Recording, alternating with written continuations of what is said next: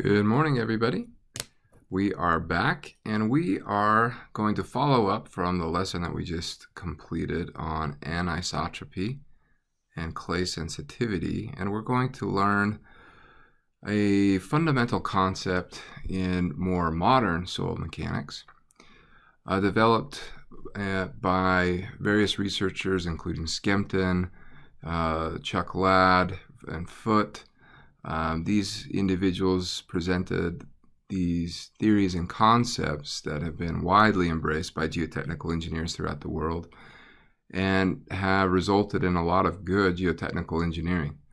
I myself, on a lot of the projects I've worked on, have incorporated the concepts that we'll discuss today.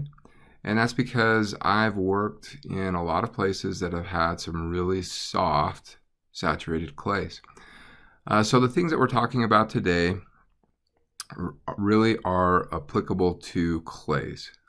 Clays particularly, not necessarily normally consolidated, because I'll show you how we apply them to over-consolidated clays as well. But what we're trying to do is predict the undrained shear strengths of clays, normally consolidated and overly consolidated, in a soil with really very little information known about them.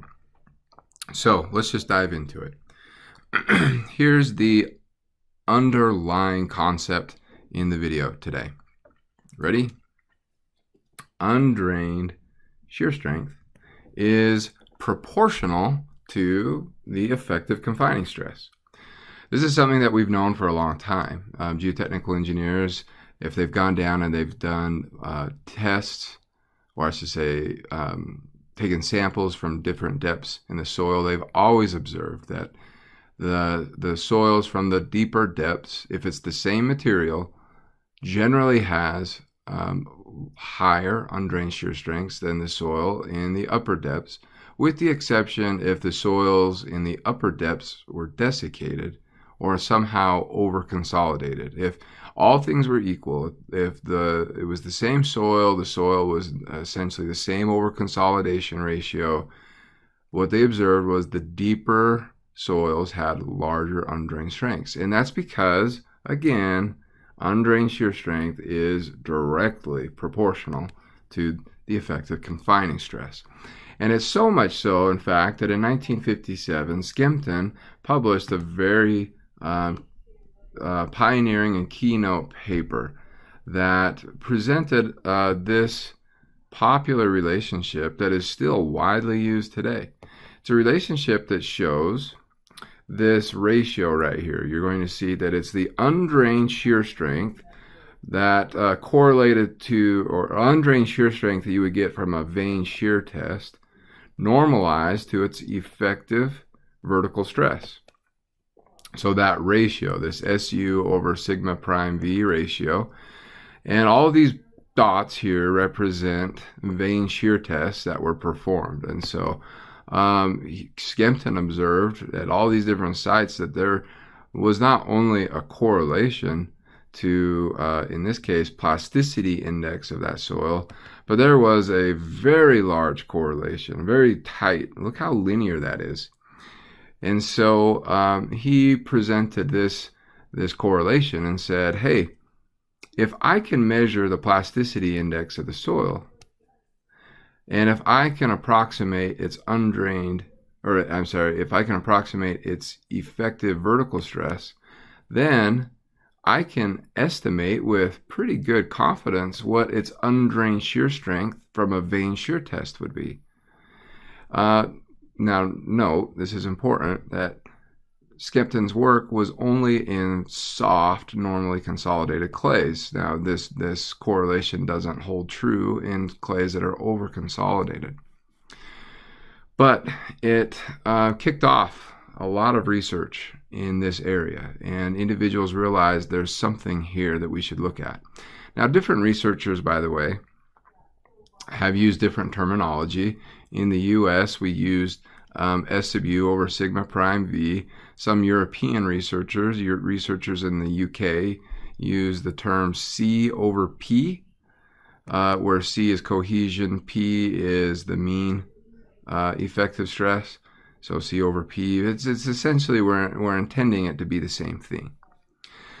So the moral of this story is that for normally consolidated clay, the undrained shear strength is going to vary linearly and proportionally with depth. And remember, depth is a proxy for effective stress, because the deeper I go, the greater the effective stress. So coming back to a plot that we showed in the anisotropy lesson. This was a plot that shows, again, look at it, there it is, undrained strength ratio. This time it's a mix. It's C over sigma prime V. But it means the same thing. Undrained shear strength normalized to the effective vertical stress as a function of plasticity index. And this was taken from data from lots of different sources. Lefebvre, Vade and Campanella, and various MIT and NGI reports. This plot was produced by Ladd, who was, I believe, was doing research at MIT. And you can see that we have different lines for triaxial extension, direct simple shear, and triaxial compression, different modes of anisotropy. But the point is that it's all correlating to this undrained strength ratio. So now if we were to take all the data that was available today in 2020 and we were to average it and compute the average ratio of the undrained shear strength for the direct simple shear case normalized to its effective vertical stress, we would see that the average ratio for all the data worldwide for normally consolidated low plasticity index clays would be right around 0.22. That's been shown and demonstrated numerous times, so around 0.22. So look at that. Even if you know nothing about the soil other than you suspect that it has low plasticity index and that it's normally consolidated, you can estimate its undrained shear strength as long as you can approximate its vertical effective stress. That's pretty cool. All this stuff, all this talk about normally consolidated clays. What about over-consolidated clays? So over-consolidated clays and the C over P ratios, how do we handle these? Well, different researchers started digging into this stuff. The same folks, again, there's Ladd right there, started doing a little more research and branching out beyond normally consolidated clay. So here's some plots from some data that Ladd put together. Now, you can see here on the x-axis we have over-consolidation ratios, and these are just two different plots from two different sets of data. They're both presenting the same thing. We have strain right here on this lower plot, and that's interesting, and we can look at that, but the plots that I really want you to look at are these upper plots, okay? So that show, again, C over P, or the undrained shear strength ratio, versus OCR. And when they started testing data, they found, okay, we're really comfortable with data with the OCR of 1, that's these points here, or that's these points right around here. And a lot of people, including Skempton, have done research on those. But then Ladd and his students started looking at soils that had OCRs greater than 1 and were over-consolidated. And they started seeing trends like this, that, okay, wow, for these different soils, if we over-consolidate them, this ratio tends to go up. But it goes up in a manner that we can predict it. It's linear. It's not just some random number. And so they wanted to then develop a... They're pretty open. Oh, I'm recording a lesson, and now my wife just walked in with the phone, and so sorry about that. She feels bad, and she apologizes. Sorry for that interruption. Anyway, okay. So, where was I? Oh, yes, C over P ratios, over-consolidated soils.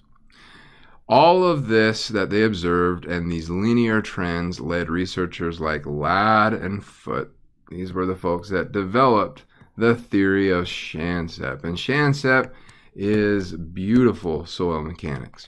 SHANSEP is an acronym. It stands for this: stress history and normalized soil engineering properties. Stress history refers to whether it's normally consolidated or over consolidated. Normalized refers to that it's normalized to the effective vertical stress. So this is all we're saying. This is a framework to predict C over P or SU over sigma prime V of normally consolidated and over consolidated clays. This paper is a geotechnical classic, Ladd and Foott, 1974, and it's been used all over the world in places where they have really, really soft or really, really hard clays. Now, a couple things that we need to be aware of. This procedure is, we're assuming that the soils are saturated. We're assuming that the soils are essentially uniform, or that we can generate a stress history plot with depth, or characterize the stress history of the soil. It is going to rely upon the normalized behavior of clay samples that have the same OCR. So if the soil has a different OCR, it's treated as a different soil, even though it may be the same soil. And it's going to have similar strength and stress strain characteristics when normalized with respect to the effective vertical stress, despite having different maximum pass pressures, i.e. different OCRs. Okay. So these plots here demonstrate some of the interesting observations from SHANSEP. For instance, in normally consolidated marine clays, we have shear strain on the x-axis. We have the ratio of SU over sigma prime V. And what we tend to see is, if we just kind of take that average along of all these different clays, I mean, these are all these different marine clays from all over the world, and it still doesn't matter. They all peak out around the exact same ratio. And that's what we're really trying to get. So again, we're talking about larger strains. It's another one of these assumptions here. Okay, we're not limiting this to small strains or huge strains. These are the strains associated with the peak strengths of these types of soils. So for normally consolidated, that's going to occur right around 10 or 15%. For over consolidated, that's going to occur at less than 10%, probably less than 5%.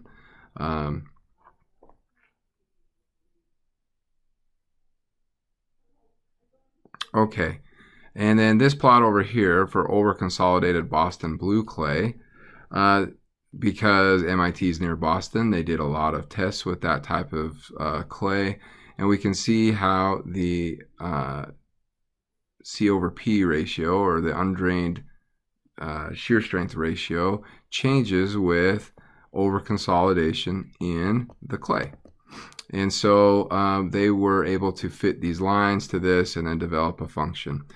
With all this data that they came up with, they realized that there were several advantages to applying this SHANSEP method. And here's a couple of them. Number one, it's going to reduce the problem of having to get undisturbed samples. Okay, so the problem with sample disturbance is I've got to get a sample from the field into the lab in a way that maintains that soil structure and integrity, and maintains the stress in the soil as it's found in the field. However, if I get that soil into my triaxial device and I consolidate it in such a way that even if it's over consolidated, I consolidate it and I make it normally consolidated by pushing it to the virgin compression line.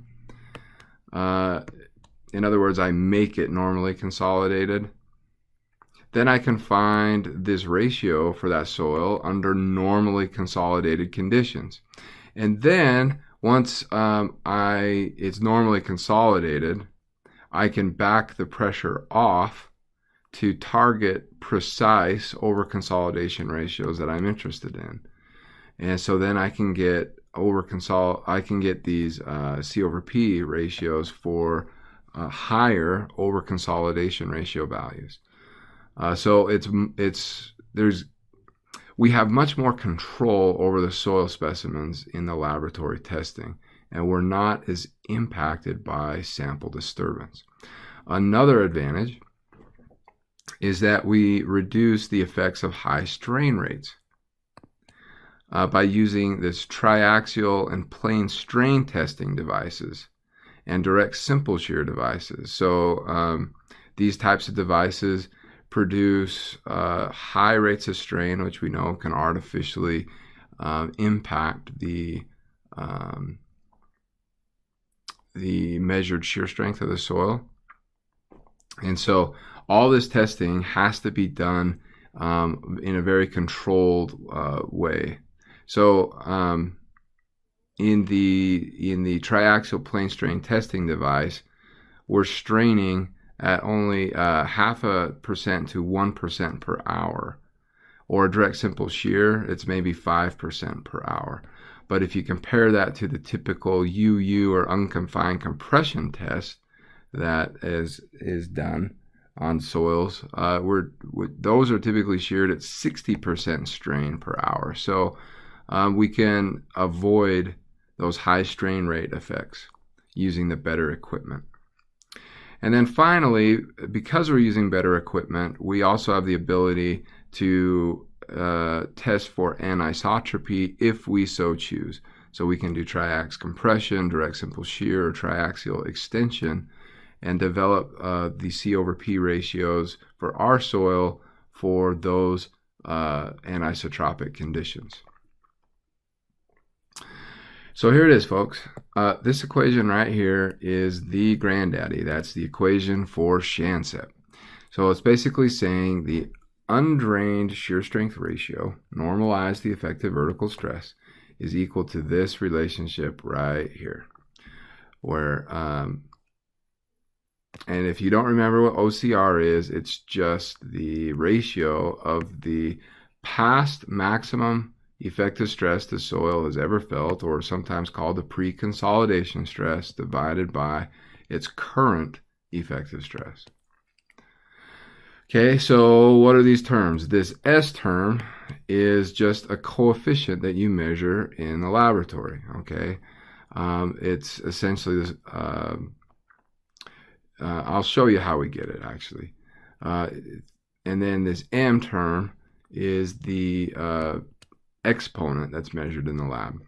So if we want to measure S and M in the lab, here's the steps to do it. Step number one, we need to assume that the soil is even compatible with SHANSEP, but we need to check this assumption. So you grab some extra samples of your soil beyond what you want to test for your SHANSEP testing, and you want to consolidate them to 1.5, 2.5, and 4 times their in situ stress. So basically these are the over consolidation ratios, 1.5, 2.5, and 4. You want to consolidate them in your shear testing device. And the reason we're doing that is to make sure that they're normally consolidated and on the virgin compression line.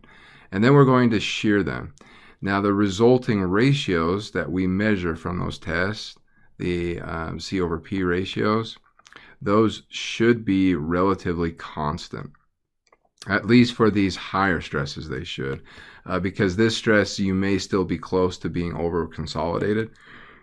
But with these over consolidation ratios, you're definitely well above over consolidation ratio of 1, so you're definitely over consolidated. So if your ratios that you measure from these tests are relatively constant, you may proceed. SHANSEP may be a good fit for you. If they're not, then you may have some other properties in the soil that are preventing SHANSEP from being applied, and you may need to go towards a more soil-specific approach. Okay, so if you pass the assumption test, step number 2 is you want to grab some more samples of your soil and you want to consolidate them to over-consolidation ratios of 1.5 and 2 in your shear testing device. Okay, so once you get them consolidated to an over-consolidation ratio that you know, and actually, so no, gosh, I'm off today. We're not making the over-consolidation ratios 1.5 to 2. What we're doing is we're making the OCR equal to 1. These stresses are going to be 1.5, 2 times the effective vertical stress. So we're making, therefore, the pre-consolidation stress of the soil equal to these guys. And hopefully what we're trying to do is we're trying to ensure that the soil is normally consolidated and on that virgin compression line. Give me a break. It's early morning and I'm still recovering from daylight savings time. Okay, so once we have these soil specimens that we are confident are normally consolidated, once we're confident they're normally consolidated, we can start then to play with them. We can then reduce the confining stress to get an OCR of what we want. So if we want an OCR of 2, we back the stress off 1/2 of what it was. If we want an OCR of 1.5, we back it off 40% of what it was. And you get the point. If we can back off that pressure, that confining stress of the soil to get the soil to an OCR that we want. And then once we get it what we want, we close the drains and we do our appropriate undrained shear test. And we can do it in a manner consistent with either triaxial compression, direct simple shear, or triaxial extension, and we measure that undrained shear strength. And then we're going to plot the log of undrained shear strength normalized to the effective vertical stress versus the log of the over-consolidation ratio for that soil. So we're going to have, it's going to look like these types of plots. So if we want linear strength ratios, it'll look like this and there will be a curve. Or if we do a log-log plot, it'll be a straight line. And on a log-log plot, that y-intercept right there, that is the log of S. So S is essentially the y-intercept of this line in logarithmic space. And M is the coefficient, it's the slope of that line in log-log space. And by the way, remember, if we're in log-log space, you can't have a value of 0 for your OCR. It's undefined, so it's not the y-intercept at a value of OCR of 0, but it's the y-intercept a value of OCR of 1, okay? Or when it's normally consolidated. So another way to think of S, by the way, S is simply the C over P ratio corresponding to normally consolidated soil. Just think of it that way because it corresponds to OCR of 1. Okay, so you just need to develop a whole bunch of points, however many you want to do, and then you fit that line to them. You have total control over what the OCR is, and you are measuring what the undrained shear strength is. So you just create this plot yourself with your own testing. You can come up with your own M and your own S factors, and then you can use, I'm going to go back a slide, you can use our governing equation right there to predict the undrained shear strength of the soil with depth. So here's some values published in 1991 from Chuck Ladd, and it shows a lot of different values. So let's have a look. This right here is the values that I think we want to look at, okay? So these are the S values. These are values of S.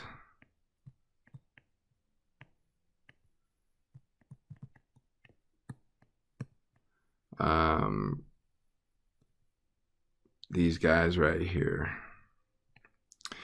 And so we have compression, we have direct simple shear, we have extension, and then we have average. So you can see for all of these different types of soils, marine clays, resedimented, BBC clay, not exactly sure what that is, Connecticut Valley, Great Salt Lake clay, that's near where I live, more marine clay, Omaha, Nebraska. So this stuff is, even silt, they're coming in from all over the world, and they all fall within these predictable ranges that are consistent with the SHANSEP theory. Okay. Notice again, look at the range of the average. Well, let's look at the direct simple shears. Remember how we said if you could take all the data from all across the world and look at it, it would be close to 0.22. Yeah, check that out. The average is very close to 0.22 for the direct simple shear value of S. Now, in my own observation, in my engineering that I've done across the country, across the world, I've kind of tracked this myself, and I've observed in general the value of M generally ranges between 0.7 to 1. And just taking a whole bunch of data from with a bunch of colleagues, we observed that this relationship holds true with the data that we've seen. We've regressed a function to it, where if I can come up with the reconsolidation index from a consolidation test, and the C sub S is the consolidation index. So remember, those are the, if you're forgetting what those are, if I have log of confining stress versus void ratio, and I do a consolidation test on a soil, and it looks like that, where somewhere around here is my pre-consolidation stress. The slope of that line is C sub R, and the slope of the normally consolidation portion of that line is C sub S.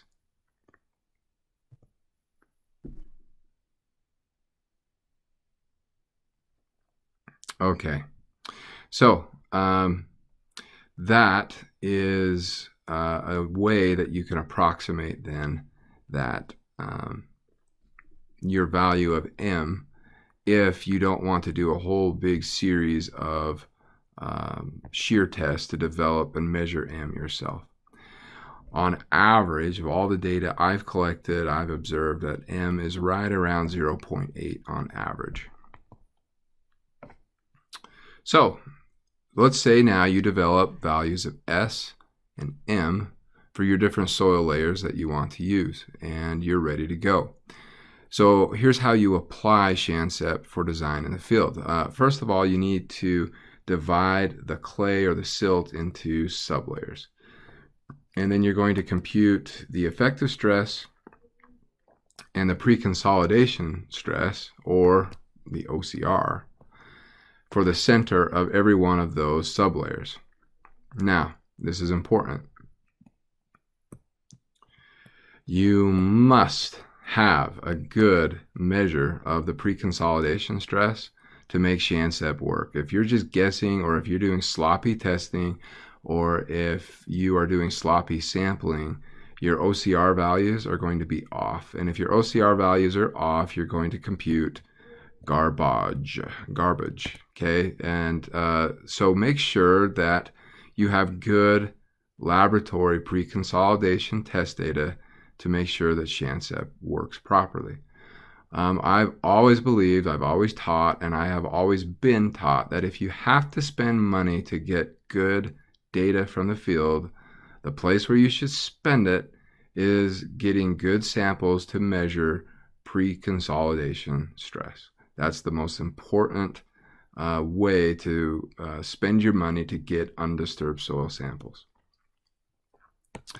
Okay, the next thing you need to do once you have sublayers and pre-consolidation pressures, OCRs, and effective stresses assigned to the center of each of those sublayers, you're going to use that SHANSEP equation with your value of S you've developed and your value of M that you've developed, either through your own laboratory testing or through correlations. And then you're going to compute undrained shear strength for each discrete sublayer in your soil profile. If you want to, you can account for anisotropy. And so you'll have a different strength for extension, for direct simple shear, and for compression. Once you have those values of undrained shear strength applied, then you can run your analysis. Typically, it could be a bearing capacity, it could be slope stability, whatever it is you're trying to do, you can then run your analysis. Now, one of the cool things, a lot of slope stability programs like SLIDE or the programs associated with GeoStudio, for instance, they have this functionality built into the software. So you don't need to specify, in essence, you don't need to specify the undrained shear strength manually for each layer. You can specify basically your C over P ratios for a particular soil, and it will automatically compute larger undrained shear strengths with depth. And you can also specify the different ratios for different anisotropic conditions, and it will also account for that in the creation of the failure surfaces. So software has become really advanced, really, really great these days. So let's talk about some of the disadvantages and limitations that you need to be aware of when we talk about SHANSEP, okay? First, if you want to measure your and create your own S and M parameters for your own soil, it's going to be expensive, very expensive, because you have to do plane strain controlled triaxial testing and direct simple shear testing. Especially if you want to account for anisotropic loading. So if you're going to do this, you're probably working on a very large project that has the budget to do this. If you don't, if you're not working on one of those projects, you're more likely just going to rely upon a correlation or a table to get your S and M values. As we've talked about before, you need to know your pre-consolidation pressures very well. You need to be comfortable with them, and you have to make sure that the samples that you tested to get those pre-consolidation stresses were as undisturbed as possible. SHANSEP does not work for highly structured clays. This would be like quick clays, metastable clays, very sensitive clays, clays that if you jiggle them, they want to collapse, okay? So SHANSEP is going to assume that the structure, the fabric of the clay wants to maintain its integrity. If it's flocculated, it wants to stay flocculated. If it's dispersive, it wants to stay dispersive. If you have a quick or very sensitive or a metastable clay, SHANSEP is not the approach you should be taking. And finally, remember that SHANSEP is intended to give you a conservative undrained strength.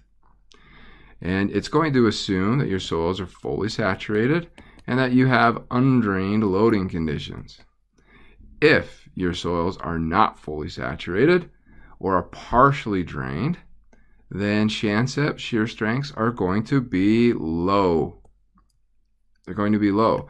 And if you want larger strengths, then don't use SHANSEP. Use a more soil-specific approach with maybe a shear strength envelope from a consolidated, undrained series of tests, okay?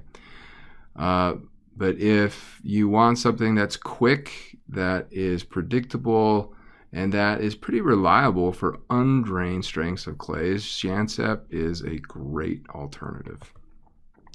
So that ends the lesson today. I'm sure that you have some questions. I'm sure that things might need to be cleared up with some of the confusion and mistakes in the presentation of the material here. But if you have any questions, go ahead and let me know, and I'll be happy to resolve them. I hope that you enjoy in your career applying, experimenting with, and benefiting from SHANSEP in your geotechnical designs. I've used it on lots of different projects, everything from large and long highway embankments and everything to dams and to tailing dams. So it is widely used in the world today. It's a great contribution to geotechnical engineering, and I hope that it will serve you well. So thank you for your attention, and I will talk to you later.